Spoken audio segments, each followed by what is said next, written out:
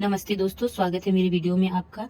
मेरे चैनल पे जो नए हैं प्लीज़ मेरे चैनल को सब्सक्राइब कर दीजिए और प्लीज़ उसका बेल आइकन दबाना मत भूलिएगा, उससे आपको नए अपडेट मिलते रहेंगे। तो बिना देरी किए स्टोरी आगे बढ़ाते हैं। कौशल्या ने राम प्रताप को महेंद्र प्रताप के स्वागत के लिए वहां खड़ा कर दिया और बाकी सभी लोग शादी देखने लगे। सभी लड़कियां एक साथ खड़ी थी। विक्रांत भी रिद्धि के चक्कर में उसके पास ही खड़ा था। अवनी और रिद्धि एक साथ खड़े थे। नीरू, प्रिया और प्रिया एक साथ। वो लोग एक दूसरे से बातें कर रहे थे। अवनी को सम्राट को देखकर अच्छा नहीं लग रहा था, क्योंकि उस बेचारे को यह पता ही नहीं था कि उसकी शादी किससे हो रही है। इसलिए अवनी ने रिद्धि को देखते हुए बोला, या रिद्धि, इस बेचारे मिस्टर मैट को तो पता ही नहीं है कि उसकी शादी मीरा से नहीं किसी और से हो रही है। रिद्धि ने भी अफसोस करते हुए कहा, हाँ यार, तू सही कह रही है। मुझे भी उसके लिए अच्छा नहीं लग रहा, लेकिन हम क्या कर सकते हैं। तूने कोशिश की थी ना दादी को समझाने की। वह सम्राट जी को बता दे कि उनकी शादी मीरा से नहीं छवि से हो रही है। अवनी ने भी उदास मन से कहा, हाँ यार, तू सही कह रही है। वैसे मैंने उस दिन कमरे में देखा था सम्राट को इस छवि के साथ। रिद्धि ने अवनी को देखते हुए कहा, तू सही कह रही है, हो सकता है वह उसे पसंद करता हो। अवनी ने भी हाँ में सर हिलाया और शादी देखने लगी। रिद्धि के बगल में खड़े विक्रांत ने सारी बातें सुन ली थी। वह तो शॉक्ड रह गया कि सम्राट की शादी छवि से हो रही है। वह मन में सोचते हुए बोला, अगर सम्राट को शादी छवि से ही करनी थी तो मीरा कहाँ है। और सम्राट को यह पता होना चाहिए कि उसकी शादी किससे हो रही है, या फिर उसे मालूम है, फिर भी मुझे उसे बता देना चाहिए। ये इतना सोचते हुए वह जल्दी से सम्राट के पास गया और उसने सम्राट के कान में धीरे से वह सब बता दिया जो उसने सुना था। सम्राट ने जैसे ही विक्रांत की बात सुनी, वह हैरान रह गया। वो छवि की तरफ देखने लगा। सम्राट एक झटके से गुस्से में उठा और छवि का हाथ पकड़कर उसे घसीटते हुए ले जाने लगा। जैसे ही कौशल्या ने यह देखा, कौशल्या गुस्से में चिल्लाते हुए बोली, सम्राट क्या कर रहा है। जैसे ही सम्राट ने कौशल्या की आवाज सुनी, उसने आग उगलती निगाहों से कौशल्या को देखा, जिसे देखते ही कौशल्या थोड़ा घबरा गई। रुद्र प्रताप अपनी आईब्रो सिकोड़ते हुए सम्राट से बोला, क्या कर रहे हो सम्राट, कहाँ जा रहे हो। सम्राट ने कुछ नहीं कहा। इस वक्त सम्राट बहुत गुस्से में था। सम्राट छवि का हाथ पकड़ के उसे खींचते हुए एक कमरे में ले जाने लगा। रुद्र प्रताप सभी मेहमानों को बैठने के लिए बोले और शिवांश और सभी नौकर जो घर के थे उन्हें उनका ध्यान रखने के लिए बोले और जल्दी से सम्राट के पीछे जाने लगे। मनोहर जी समझ चुके थे कि क्या बात है। मनोहर जी और देवकी, पायल, अवनी, रिद्धि, रिया, प्रिया, सिया, शिव, विक्रांत सभी लोग जल्दी से सम्राट के पीछे जाने लगे। सम्राट पैलेस के अंदर आया और एक कमरे के अंदर चला गया। उसने जल्दी से छवि के चेहरे से घूंघट उठाया तो अपने सामने छवि को देखकर हैरान रह गया। उसने गुस्से में छवि को देखते हुए कहा, मीरा कहाँ है। छवि घबराते हुए बोली, वो मीरा भाग गई, इसलिए दादी ने मुझे आपके साथ शादी करने के लिए बिठा दिया। सम्राट ने जैसे ही यह बात सुनी, वह गुस्से में अपनी मुट्ठियां बांधकर वॉल पर जोर से मारा, जिसकी वजह से उसके हाथ पर चोट लग गई और उसने गुस्से में कहा, तो तुम क्यों बैठी। छवि घबराते बोली, उस दिन आप मुझे कमरे में मिले थे और आपने कहा था कि आप मुझे पसंद करते हैं, इसलिए जानकी दीदी ने मुझे आपके साथ शादी के लिए बिठा दिया। जैसे ही सम्राट ने यह बात सुनी, वह गुस्से में और लाल हो गया और उसका गुस्सा और बढ़ चुका था। उसने गुस्से में टेबल पर से पॉट लिया और उठाकर नीचे जोर से पटक दिया। इस वक्त सम्राट की आंखें गुस्से में एकदम लाल हो चुकी थी और सम्राट की नसें उभर कर दिखाई दे रही थी। सम्राट गुस्से में बोला, तुम जैसा सोच रही हो वैसा कुछ नहीं है। मैं तुम्हें बिल्कुल पसंद नहीं करता, समझ में आया तुम्हें। उसने यह बात इतनी गुस्से और इतनी डेंजरस टोन में कही थी कि छवि कांप गई और वह चुपचाप एक साइड में खड़ी हो गई। तभी घर के सारे मेंबर कमरे के अंदर आ गए और कौशल्या गुस्से में सम्राट को घूरते हुए बोली, यह क्या कर रहे हो सम्राट, तुम्हारी शादी हो रही है और तुम यहाँ आ गए और तुम यहाँ तमाशा कर रहे हो। लोग क्या सोचेंगे हमारे बारे में। और मीडिया वाले भी तो हैं, वह क्या सोचेंगे, क्या कहेंगे। हाँ। सम्राट ने गुस्से में कौशल्या को देखा और कहा, दादी आप मेरी शादी इससे करा रही थी। तमाशा तो आप लोगों ने बना दिया है मेरी जिंदगी का। मेरी शादी मीरा से करने वाली थी ना। मैं सिर्फ बाबूजी के सपने को पूरा करने के लिए यह शादी कर रहा था, और वह भी आप लोग यह कर रहे हो। मेरी अपनी मर्जी नहीं है क्या। आप लोग अपनी मर्जी से किसी को भी बिठा दोगे मुझसे शादी करने के लिए। रुद्र प्रताप ने जैसे ही छवि को देखा, वह भी हैरान रह गए। उन्होंने उसे देखते हुए कहा, यह सब क्या हो रहा है, मीरा कहाँ गई मनोहर जी। रुद्र प्रताप जोर से चिल्लाते हुए बोले। मनोहर जी जल्दी से आगे आए और अपना सर झुकाकर बोले, माफ कर दीजिए रुद्र प्रताप जी, वह हमारी बेटी पता नहीं कहाँ चली गई, मिल नहीं रही है। रुद्र प्रताप ने गुस्से में मनोहर जी को देखा और कहा, कहीं तुमने उसे किसी और के साथ। इतना कहते ही मनोहर जी उन्हें देखने लगे। रुद्र प्रताप ने अपनी बात पूरी करते हुए कहा, कहीं तुमने किसी और के साथ पार्टी तो नहीं बना ली है। मनोहर जी ने नम आंखों से देखते हुए कहा, मैं क्या पागल हूँ जो अपनी ही बेटी की बदनामी करवाऊंगा। इतना गिरा हुआ नहीं हूँ मैं रुद्र प्रताप जी कि अपनी बेटी की बदनामी करवा दूं। इस वक्त रुद्र प्रताप को कुछ समझ में नहीं आ रहा था। रुद्र प्रताप ने सम्राट को देखते हुए बोले, अब देखो मीरा, अगर तुम्हारी शादी नहीं हो रही है तो तुम्हें जो मन करता है वह करो, जिससे शादी करनी है करो, लेकिन ये शादी आज ही होनी होगी, क्योंकि मीडिया के सामने हमारी पार्टी हमारा और तुम्हारा तमाशा नहीं बनना चाहिए। इतना कहकर रुद्र प्रताप गुस्से में वहां से चले गए। मनोहर जी सम्राट को देखते हुए बोले, बेटा मुझे माफ कर दो, मुझे नहीं पता था कि मीरा ऐसा कुछ करेगी, नहीं तो मैं यह शादी कभी नहीं करवाता। मीरा को तो तुम पसंद थे, पता नहीं क्या हुआ, कुछ नहीं पता हमें क्यों वह घर से चली गई। सम्राट यह सब बातें गुस्से में सुन रहा था, उसे कुछ समझ नहीं आ रहा था वह क्या करे। उसका चेहरा इस वक्त वॉल की तरफ था। छवि ने सम्राट को दूसरी तरफ देखते हुए देखा तो वह धीरे से जानकी के पास जाकर खड़ी हो गई। जानकी उसे आंखों से इशारा करते हुए बोली, शांत रहे, उसकी शादी सम्राट से ही होगी, जिससे छवि को थोड़ी राहत मिली। सम्राट ने गुस्से में मनोहर जी को देखते हुए कहा, इतनी मीडिया आई हुई है, इतने लोग मुझे जानते हैं, क्या सोचेंगे मेरे बारे में कि सम्राट प्रताप सिंह की होने वाली बीवी भाग गई। कितनी बेइज्जती होगी मेरी। अगर ऐसा ही कुछ होना था तो पहले क्यों नहीं बता दिया कि उसे कोई और पसंद है। मैं यह शादी सिर्फ अपने बाबूजी के लिए कर रहा था, ऐसा कुछ नहीं था कि मुझे मीरा बहुत पसंद थी। इसका अंजाम भुगतने के लिए आप तैयार रहिए मनोहर जी। सम्राट ने ये सारी बातें बहुत गुस्से में ही कही थी।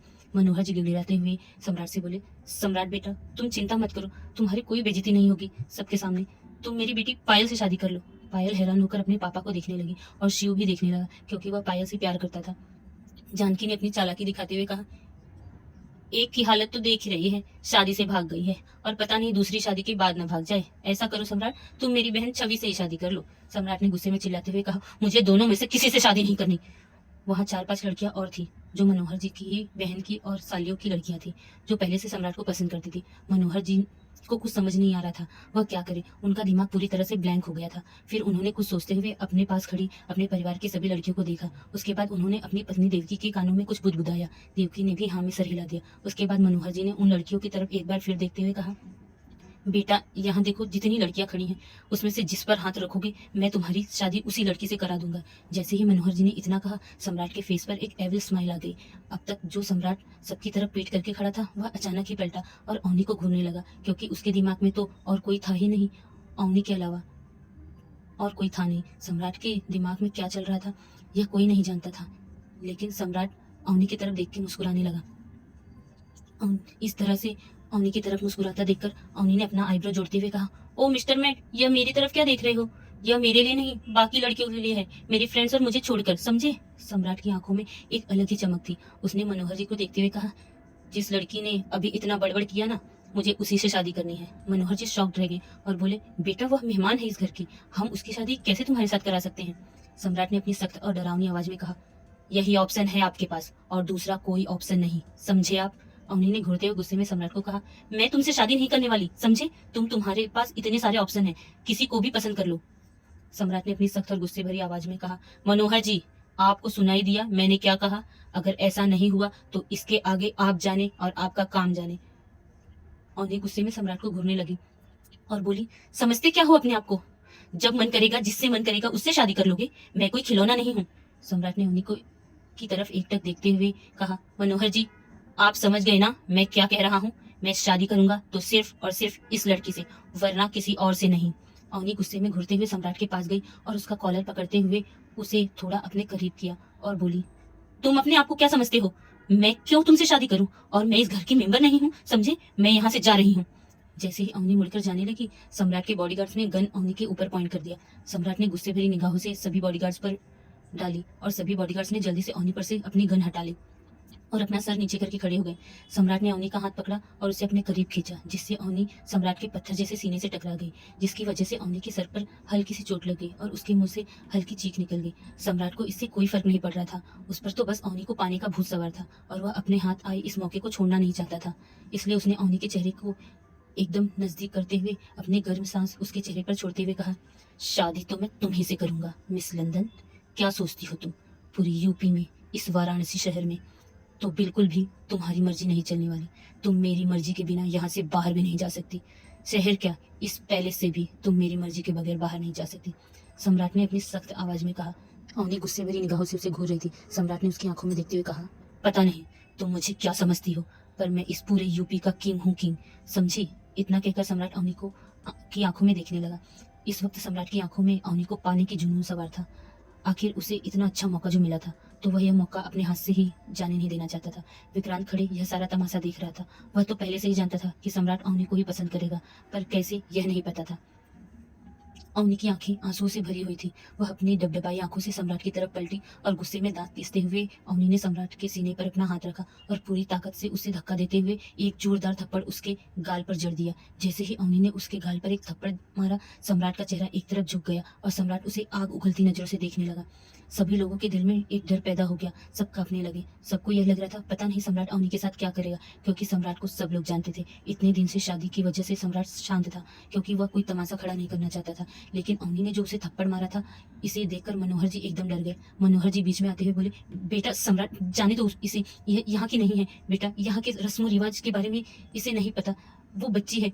वह मनोहर जी ने इतना ही कहा था कि सम्राट ने अपना हाथ दिखाकर उन्हें रोक दिया और उसका चेहरा और उसकी आंखें गुस्से में लाल थी। अगले ही पल सम्राट ने अवनी को पीछे से बालों से पकड़ा, उसका चेहरा ऊपर उठाते हुए गुस्से में दांत पीसते हुए कहा, ये जो थप्पड़ तुमने मुझे मारा है ना, ये तुम्हें महंगा पड़ेगा और इस थप्पड़ की वजह से तो शादी तुम्ही से होगी।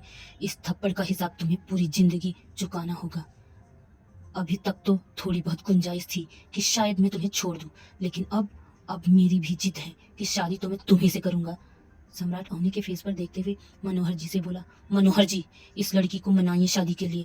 इतना कहकर उसने अवनी को बालों से ही पकड़कर फर्श पर ढकेल दिया और अपने सभी फैमिली मेंबर से बोला, इसे तैयार करके मंडप में ले आओ। अवनी ने गुस्से में चीखते हुए कहा, मैं तुमसे शादी नहीं करूंगी, समझे पागल कहीं के। सम्राट पलटा और मुस्कुराते हुए बोला, वैसे तुम्हारे मुंह से पागल भी अच्छा लगता है। इतना कहकर वह जाने लगा। अवनी ने फिर गुस्से में चिल्लाते हुए कहा, मैं तुमसे शादी नहीं करूंगी, समझे, तुम्हें जो करना है कर लो। सम्राट के कदम चलते हुए रुक गए और उसने अवनी को देखते हुए कहा, शादी तो तुम्ही से करूंगा मैं, और तुम्हें शादी मुझसे ही करनी पड़ेगी। अगर तुम चाहती हो कि तुम्हारी ये सहेलियां जो तुम्हारे साथ आई हैं यहाँ से जिंदा जाएं। यह बात सुनते ही अवनी निशब्द रह गई और वह अपनी डबडबाई आंखों से अपनी सहेलियों की तरफ देखने लगी, जिस पर बॉडीगार्ड्स ने गन पॉइंट कर रखा था। दादर स्टेशन। मानसी जैसे ही कार का कंपार्टमेंट के अंदर आई, उसने देखा सौम्या वहां से गायब थी। मानसी पूरे कंपार्टमेंट में सौम्या को ढूंढने लगी, पर सौम्या उसे कहीं नहीं दिखाई दे रही थी। तभी ट्रेन चलने का हॉर्न बजा। मानसी पागलों की तरह पूरे कंपार्टमेंट में सौम्या को ढूंढ रही थी, पर उसे सौम्या कहीं दिखाई नहीं दे रही थी। तभी अचानक उसकी नजर खिड़की के बाहर पड़ी और सौम्या स्टेशन पर खड़ी नजर आई। ट्रेन चालू हो चुकी थी, इसलिए मानसी नीचे नहीं उतर सकती थी। मानसी ने जल्दी से डोर पर आते हुए सौम्या को आवाज देकर बुलाया, पर सौम्या ने उसे बाय करते हुए नाम में सर हिला दिया और स्टेशन से बाहर जाने लगी। मानसी उसे जोर से चिल्लाते हुए बोली, सौम्या जल्दी आ जाओ, ट्रेन चली जाएगी। पर सौम्या ने नामे सर हिला दिया। मानसी परेशान होकर जल्दी से किसी को फोन लगाने लगी। किसी ने फोन पिक नहीं किया। मानसी फिर से एक बार ट्राई करने लगी और मन में सोचती बोली, मैं क्या जवाब दूंगी सर को कि मैंने उसे फिर से खो दिया। इतना कहकर मानसी परेशान होकर कंपार्टमेंट के सीट पर बैठ गई। दोस्तों, क्या अवनी सम्राट से शादी करेगी? क्या मानसी फिर से सौम्या को खो देगी? क्या होने वाला है आगे, जानने के लिए सुनते रहिए मेरी स्टोरी कातिलाना इश्क तेरा, सिर्फ सोना स्टोरी राइटर पे। दोस्तों प्लीज सपोर्ट कीजिए, लाइक कीजिए, शेयर कीजिए, सब्सक्राइब कीजिए। Thank you very much.